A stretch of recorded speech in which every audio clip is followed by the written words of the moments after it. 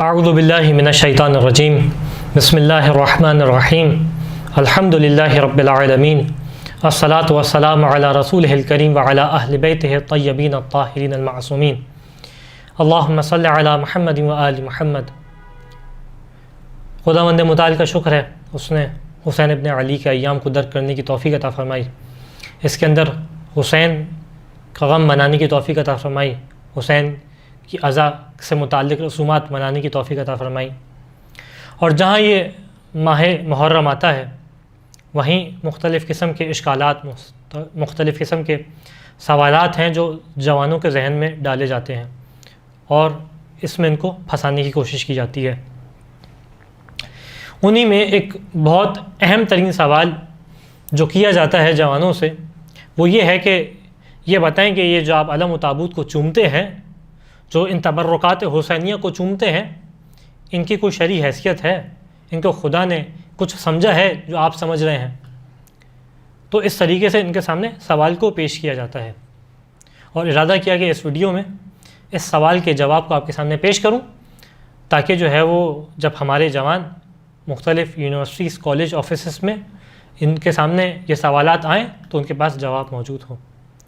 سب سے پہلے اس جواب کو حل کرنے سے پہلے خود اس لفظ تبرک کو سمجھنا پڑے گا۔ تبرکات حسینیہ کے اندر ہمارا دائرہ عموم ہے، یعنی اس کے اندر جو تبرک ہم نیاز کے طور پہ لیتے ہیں وہ بھی شامل ہے اور باقی متبرک چیزیں جس میں علم، تابوت، زری اور یہ تمام چیزیں شامل ہوتی ہیں۔ تو تبرک عربی کے اعتبار سے جو علم صرف پڑھتے ہیں، جنہوں نے عربی کے قواعد کو جانا ہے، وہ اس کو بات کو اچھے سے درک کریں گے کہ اس کا اوریجن ورڈ جہاں سے یہ لفظ نکلا ہے وہ ہے برکہ، بارکہ۔ اس کے اہل لغت نے دو معنی کیے۔ ایک معنی یہ ہے کہ کسی چیز میں زیادتی اور نمو، ایک معنی یہ ہے کہ زیادتی اور نمو ہونا، جس چیز میں زیادتی اور نمو اس کے لیے ہم برکہ کا لفظ استعمال کرتے ہیں۔ مثال کے طور پہ خداوند متعال نے قرآن میں سورہ مبارکہ اسراء میں فرمایا کہ سبحان الذی اسریٰ بعبدہ من المسجد الحرام الی المسجد الاقصی الذی بارکنا حولہ لنریہ من آیاتہ، کہ پاک و منزہ ہے وہ ذات جس نے اپنے عبد کو ایک رات میں مسجد حرام سے مسجد اقصی تک پہنچا دیا۔ الذی بارکنا حولہ، کہ جس نے اس رات کے اندر برکت عطا فرمائی۔ سبحان الذی اسریٰ بعبدہ من المسجد الحرام الی المسجد الاقصی الذی بارکنا حولہ، کہ پاک و منزہ ہے وہ ذات کہ جس نے اپنے بندے کو سیر کرائی مسجد حرام سے مسجد اقصی تک۔ الذی بارکنا حولہ، کہ جس کے گرد اس نے ایک برکت قرار دی۔ برکت قرار دی کیا مطلب؟ کہ ایک ایسی زیادتی اور ایک ایسا نمو قرار دیا کہ ایک رات کے اندر محمد مصطفیٰ صلی اللہ علیہ وآلہ وسلم کی ذات مکے سے جنتوں کی سیر کر کے واپس آ گئی۔ یہ جو ہے ایک رات میں اس نے برکت قرار دی۔ لنریہ من آیاتہ، مقصد کیا تھا؟ ہم اپنی آیات کو ظاہر کریں کہ کس طریقے سے خدا کی قدرت ہے کہ ایک رات کے اندر یہ برکت قرار دے سکتا ہے۔ اسی طریقے سے قرآن کے لیے بھی فرمایا کہ ھذا کتاب انزلناہ مبارک، یہ کتاب ہم نے نازل کی جو کتاب مبارک ہے۔ مبارک کہنے کی وجہ کیا تھی؟ کہ اس کے اندر معانی کے اعتبار سے اور مطالب کے اعتبار سے گزشتہ کتابوں کی نسبت زیادہ معانی اور مطالب ہیں، اور اسی طریقے سے یہ کتاب گزشتہ کتابوں کی طرح سے محدود زمانے کے لیے نہیں ہے بلکہ تا قیامت یہ کتاب ہے۔ تو خدا نے اس کو مبارک کہا کیونکہ اس کے اندر زیادتی اور نمو تھا۔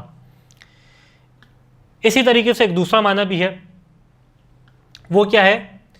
اور وہ یہ معنی ہے کہ ثبات اور دوام، کسی چیز میں ثبات رہنا، کسی چیز کا دائمی ہونا۔ اور اس کی مثال وہی ہے کہ بارک علی محمد و آل محمد۔ کیا مطلب؟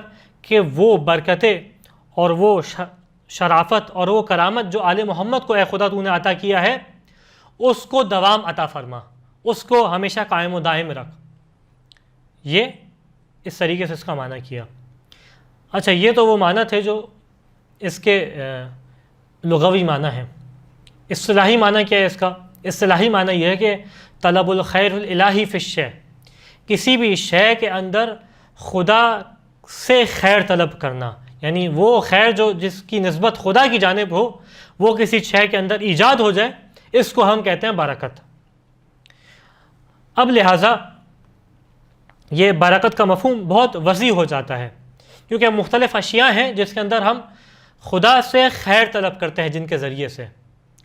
اور یہ کون سی اشیاء ہیں، اس کا قاعدہ کیا ہے؟ اس کا قاعدہ یہ ہے کہ آثار انبیاء ہوں، یہ انبیاء کے باقیات ہوں، کیونکہ یہ وہ ہستیاں ہیں انبیاء کہ جن کا خدا سے براہ راست رابطہ ہے جبرائیل کے ذریعے سے، تو لہٰذا ان ہستیوں کی ذات کے اندر خدا نے برکت قرار دی۔ اب جو ان سے منسوب چیزیں ہوں گی، جو ان کے باقیات ہوں گے، جو ان کے آثار ہوں گے، ہم ان کے ذریعے سے خدا سے خیر طلب کریں گے۔ جب ہم ان اشیاء کے ذریعے سے خدا سے خیر طلب کرتے ہیں، اس کا مطلب یہ نہیں ہے کہ ہم اس مادی شے سے خیر طلب کر رہے ہوتے ہیں۔ جب ہم علم و تابوت کے پاس جاتے ہیں تو ہمارا مقصد ہرگز یہ نہیں ہوتا کہ ہم اس بات کے قائل ہو گئے کہ اس مادے کے سامنے جو ہمارے سامنے ہے عرضاً ذاتاً کوئی خیر آ گیا ہے، بلکہ اس کو ہم ذریعہ بناتے ہیں خدا سے خیر طلب کرنے کا۔ کیوں؟ کیونکہ یہ آثار اولاد انبیاء ہیں، یہ آثار انبیاء میں سے ہے، لہٰذا ہم اس سے خیر طلب کرتے ہیں۔ یعنی اب اس نظریے سے تبرکات کو دیکھا جائے تو یہ شاخ ہے، اور اگر سادہ الفاظ میں کہوں تو چھوٹا بھائی ہے توسل کا۔ جو توسل کا قائل ہے کم از کم وہ تبرکات الہی کا منکر نہیں ہو سکتا۔ یعنی جو اس بات کا قائل ہے کہ خدا تک پہنچنے کے لیے راستے کو اختیار کیا جائے، کسی براہ راست خدا سے بات نہیں کی جاتی، خدا کو بات کرنی ہو تو نبی یا قرآن کو نازل کرتا ہے، تو اس نظریے کا قائل ہے اس کو تبرک کے لیے کوئی مشکل پیش نہیں آنی چاہیے، کیونکہ ہم اس بات کے قائل ہیں کہ خدا نے جو نسبت اس سامنے والی شے کی ایک عظیم ہستی سے ہے، ایک امام سے ہے، ایک معصوم سے ہے، ایک نبی سے ہے، تو اس نسبت کے سبب سے اس کے اندر ایک محبوبیت الہی پیدا ہو گئی ہے، ایک تکریم الہی پیدا ہو گئی ہے، ایک شرف الہی پیدا ہو گیا ہے، جس کے سبب سے ہم خدا سے رابطہ کر رہے ہیں۔ جس طریقے سے مسلمان قائل ہیں کہ مختلف قسم کی زمینیں برابر نہیں ہیں، ایک کعبے کی زمین ہے، ایک میرے گھر کی زمین ہے، دونوں برابر نہیں ہیں، کعبے کی زمین کے اندر ایک شرف ہے، ایک کرامت ہے جو خدا سے نسبت کی وجہ سے ہے، جس طریقے سے وہاں پہ ہے اسی طریقے سے جو سبب ہے وہاں پہ نسبت خدا سے ہونا، اسی طریقے سے جہاں بھی یہ نسبت پائی جائے گی یہ کرامت آئے گی۔ اب آتے ہیں، اگر اس نظریے تک آپ ساتھ ہیں تو اب آتے ہیں اس کی ادلہ کے اوپر کہ جو بات ہم نے کہی آیا یہ شریعت اسلامی میں کوئی حیثیت رکھتی ہے یا صرف ہمارے ذہن کا خیال ہے۔ تو اس کی دو دلیلیں قرآن سے پیش کروں گا، ویسے ادلہ بہت ہیں کیونکہ ویڈیو کا سائز جو ہے ہم نے طویل نہیں رکھنا، اس خاطر جو ہے وہ دو دلیل قرآن سے پیش کروں گا جہاں قرآن میں خدا یہ بات نقل کرتا ہے۔ پہلی دلیل جناب حضرت یوسف کا قصہ، کہ جب حضرت یوسف کے بھائی جناب یوسف کے پاس آئے اور آنے کے بعد جو ہے وہ تمام ایک واقعہ پیش آیا جو آپ سب کے علم میں ہوگا۔ اس کے بعد جو ہے جب انہوں نے پہچان لیا جناب یوسف کو، اور پہچاننے کے بعد واپس مصر واپس اپنے والد کے پاس آنے لگے، حضرت یعقوب کے پاس آنے لگے، تو حضرت یوسف نے اپنی قمیص ان کو دی، اور سورہ مبارکہ یوسف میں آیت نمبر 93 سے 96 تک اس کو نقل کیا گیا کہ اذهبوا بقمیصی ھذا فألقوه علی وجہ ابی یأتی بصیرا، کہ اس قمیص کو لے جاؤ جو میری قمیص ہے اور اس کو لے جا کے میرے بابا کے چہرے پہ مل دینا، میرے بابا کے چہرے پہ مس کر دینا، فیأتی بصیرا، جب تم اس کو بابا کے چہرے پہ لگاؤ گے تو ان کی بصارت آ جائے گی۔ یعنی وہ برکت تھی جو جناب یوسف کی قمیص میں آ گئی تھی۔ اور پھر قرآن نے آگے نقل کیا کہ فلما ان جاء البشیر القاہ علی وجہہ فارتد بصیرا، کہ جیسے ہی خوشخبری سنانے والا جناب یعقوب کے پاس آیا اور آنے کے بعد اس قمیص کو جناب یعقوب کے چہرے پہ رکھا، مس کیا، تو فارتد بصیرا، قرآن کہہ رہے ہیں، ہمارے الفاظ نہیں ہے، فارتد بصیرا، بصارت پلٹ آئی۔ تو اس طریقے سے جناب یوسف کی قمیص میں برکت تھی۔ اس قمیص کی خاصیت کیا تھی؟ اس کے دھاگے کے اندر کوئی خاصیت نہیں تھی، بلکہ خاصیت کیا تھی؟ نبی خدا سے منسوب تھی، اس کا ایک رشتہ تھا نبی خدا سے۔ اب یہاں پہ میں سننے والے سے سوال پیش کروں گا کہ ایک قمیص جو نبی خدا سے منسوب ہو جائے اس کے اندر یہ برکت آ جاتی ہے کہ دوسرے نبی کی آنکھوں کے لیے شفا کا باعث ہو جائے، تو وہ خاک کہ جہاں نبی خدا کے فرزند کا خون بہا ہو، وہ خاک، یہ تو نبی خدا یوسف کی سے منسوب تھی، اور وہ کہ جو سردار یوسف ہوں کہ ان کے نواسے کا جہاں خون بہا ہو، کہ جن کے لیے کہا ہو کہ حسین کا خون میرا خون، حسین کا گوشت میرا گوشت، اس زمین پہ جب خون بہا ہو تو کیا اس خاک کے اندر خدا برکت نہیں ڈال سکتا؟ یعنی یہ تو عقیدہ ہے کہ یہ تو اس عقیدے کا سوال ہے کہ محمد مصطفیٰ پہ یقین کتنا ہے۔ اس کے بعد دوسری دلیل جو قرآن نے نقل کی کہ جو آثار انبیاء اور باقیات انبیاء کے اندر خدا نے برکت رکھی تھی، وہ ہے تابوت سکینہ کی۔ تابوت سکینہ کیا تھا؟ یہ جناب موسیٰ علیہ السلام سے منسوب ایک صندوق تھا جس کے اندر آثار جناب موسیٰ موجود ہوا کرتے تھے، اور جس کے اندر حضرت موسیٰ کی عصا، حضرت موسیٰ کے استعمال کرنے والے برتن، اور روایت نقل کیا، مفسرین نے بیان کیا کہ وہ لوح جس کے اندر 10 احکامات خدا نے نازل کیے تھے وہ موجود تھی، جس کا تذکرہ سورہ مبارکہ بقرہ کی آیت نمبر 248 میں ملتا ہے۔ جو تحقیق چاہتا ہے وہ جا کے اس آیت کی تفسیر دیکھے تو تمام یہ تفصیل مل جائے گی کہ جب بنی اسرائیل کے اندر ان کو جناب طالوت کو ان کا رہبر اور قائد بنایا گیا تو انہوں نے اعتراض کیا، اور اعتراض کیا کہ ہم ان کو قائد نہیں مانیں گے، اپنا رہبر نہیں مانیں گے، یہ تو غریب انسان ہے، کس طریقے سے غریب انسان کو مان لیا جب کہ ہم ثروت مند ہیں؟ تو قرآن نے نقل کیا وَقَالَ لَهُمْ نَبِيُّهُمْ إِنَّ آيَةَ مُلْكِهِ أَن يَأْتِيكُمُ التَّابُوتُ فِيهِ سَكِينَةٌ مِّن رَبِّكُمْ، کہ جناب طالوت کی نشانی یہ ہے کہ وہ ایک تابوت لے کے آئیں گے کہ جس کے اندر سکینہ ہوگا، جس کے اندر سکون ہوگا۔ سکینہ عربی میں سکون کو کہتے ہیں۔ وَبَقِيَةٌ مِّمَّا تَرَكَ آلُ مُوسَىٰ وَآلُ ہارون، اور اس کے اندر وہ باقیات ہوں گے کہ جو جناب موسیٰ کے باقیات ہیں، آل موسیٰ کے باقیات ہیں اور آل ہارون کے باقیات ہیں، اور اس کا مقام کیا ہوگا کہ تحملہ الملائکہ، اس کو ملائکہ اٹھائے ہوئے ہوں گے، ملائکہ حمل کیے ہوئے ہوں گے۔